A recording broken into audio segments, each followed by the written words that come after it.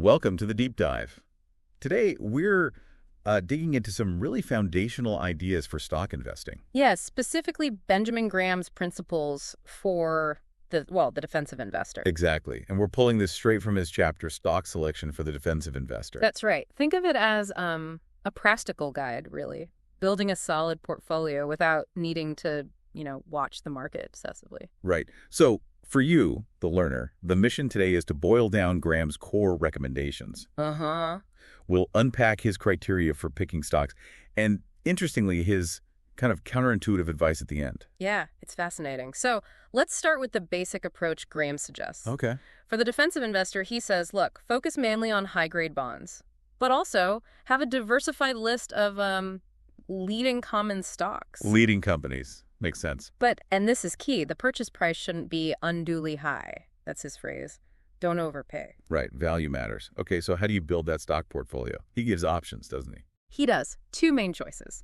First, what he calls a DJIA-type portfolio. The Dow Jones Industrial Average type. Yeah, basically buying a cross-section of the big names, like buying equal amounts of all 30 Dow stocks. Just buy the index, essentially, or mimic it. Pretty much. His thinking was, look, historically, that kind of broad diversification worked out okay, and you could probably expect similar results going forward, maybe through, investment funds that represent the market. Okay, so that's one path. Broad diversification was the second option. The second is more hands-on, the quantitatively tested portfolio.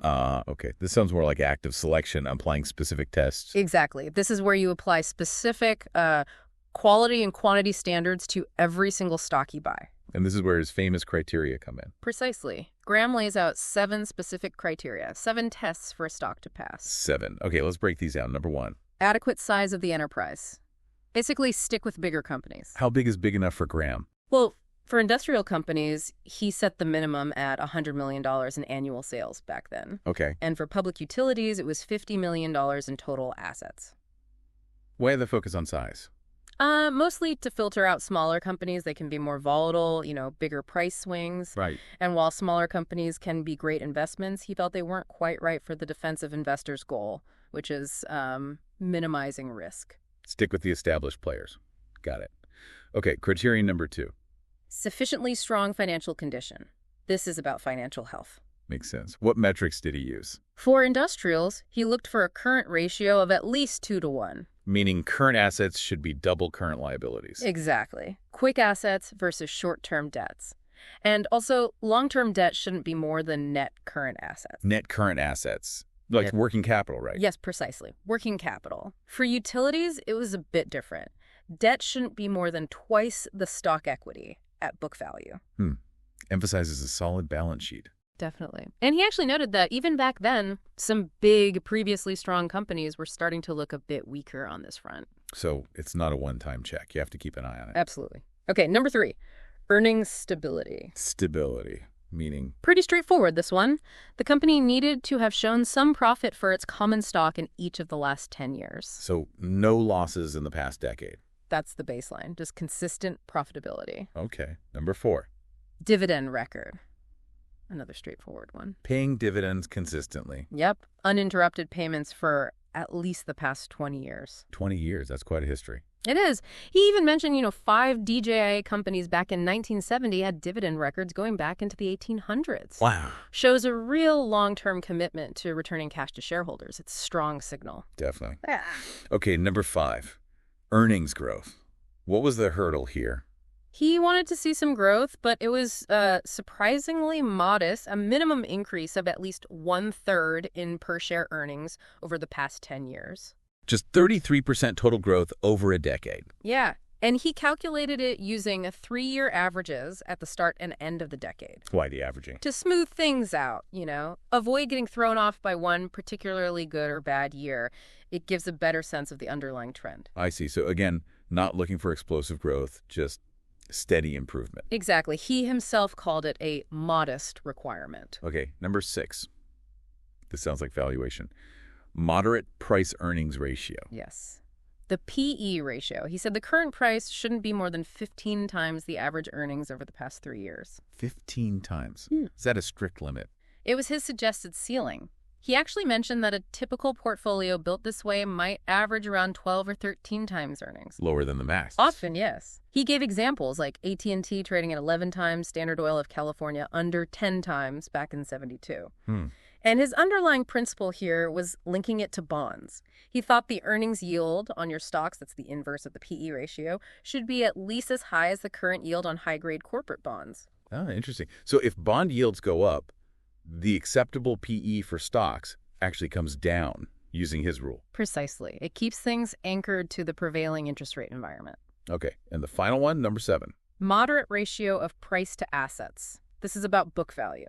Price to book ratio. What was the limit here? Generally, the current price shouldn't be more than 1.5 times the last reported book value per share. 1.5 times book. But he added a bit of flexibility. If the PE ratio was low, say well below 15, then maybe a slightly higher price-to-book ratio could be justified. Trade-off. Kind of. He had a rule of thumb. Multiply the PE ratio by the price-to-book ratio. That product shouldn't be more than 22.5. Okay, so PE times PB less than or equal to 22.5.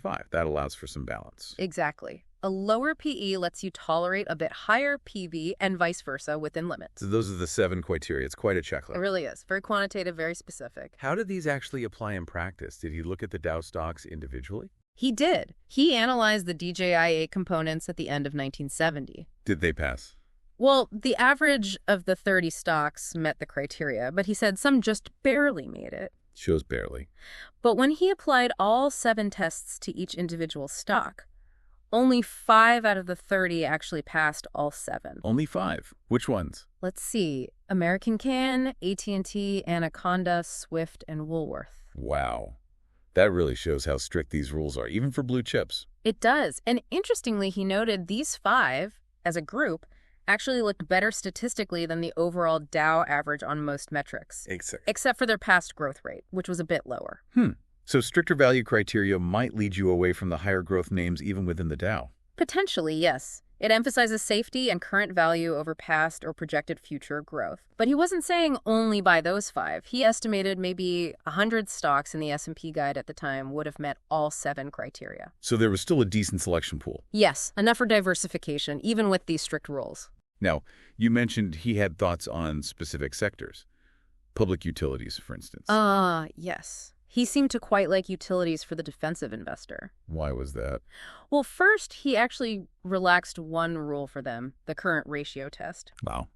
Why? Because utilities are always financing, always raising capital. Their structure is different. Okay. His main attraction was that you could often buy them at reasonable prices compared to their book value. Good value there. Yeah, and you felt like you were part owning a solid, necessary business. Plus, they were regulated monopolies. Which provides some stability. Exactly. He felt they offered decent growth back then, less price volatility than industrials, lower PE and price-to-book ratios, and usually higher dividend yields. Kind of ticked a lot of boxes for a defensive approach. A more predictable profile, perhaps. What about financials? Banks, insurance companies? He was a bit less specific there. He basically said, look, apply the same arithmetic standards for price relative to earnings and book value. Same valuation rules. Yeah. Right. But he acknowledged their balance sheets look very different. Fewer physical assets, more complex liabilities, and heavy regulation plays a big role. So apply the numbers, but understand the context is different. Pretty much. You need to know what you're looking at. Okay. Yeah. And then railroads. He wasn't so keen on those, was he? No, not at all. He painted a pretty grim picture, actually.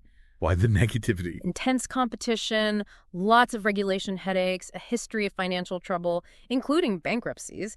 Right. He basically said there was no compelling reason for a defensive investor to own railroad stocks unless you could get them incredibly cheap, like with a huge margin of safety. A very cautious stance. Extremely. He even used the Penn Central bankruptcy in 1970 as a cautionary tale.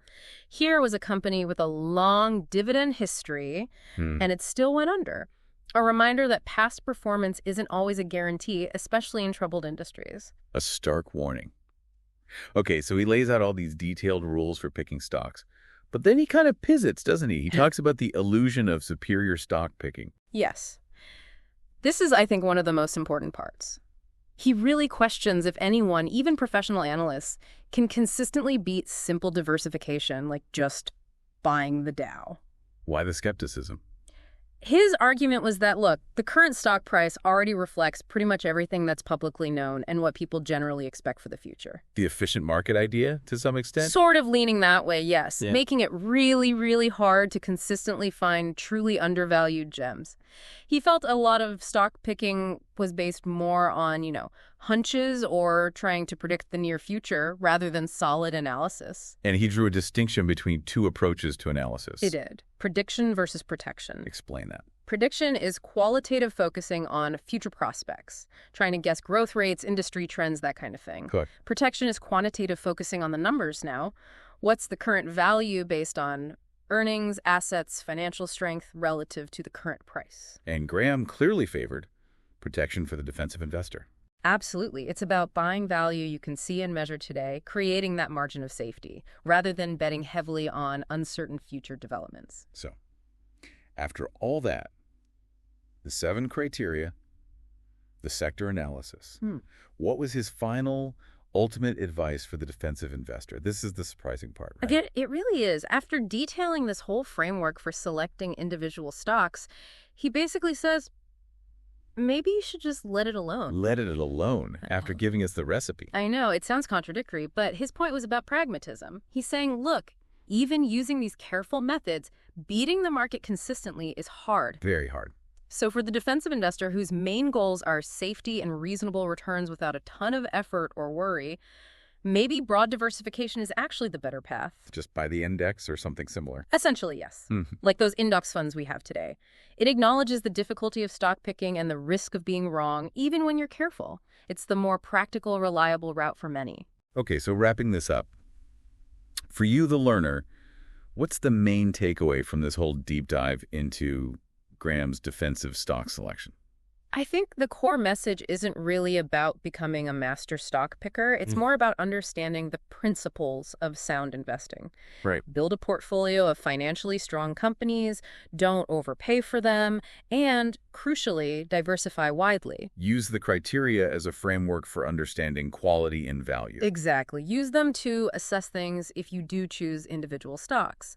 But his final recommendation really leans towards the power of broad diversification, maybe even just indexing, as the most dependable strategy for someone who wants a defensive, lower-effort approach. It's definitely a different vibe from a lot of investing talk today, which is often about finding the next big thing, the high-growth stock. Completely different, which leads to a really interesting thought to leave folks with. Considering Graham's heavy emphasis on these quantitative, backward-looking measures, and his ultimate advice leaning towards diversification, how does that square with the modern obsession with finding, high-growth stocks and constantly searching for the next market-beating winner? Is it possible that Graham's simpler approach, focusing on value, financial strength, and broad diversification, is actually a more robust or resilient strategy for long-term defensive investors? Something to really chew on as you continue your learning journey.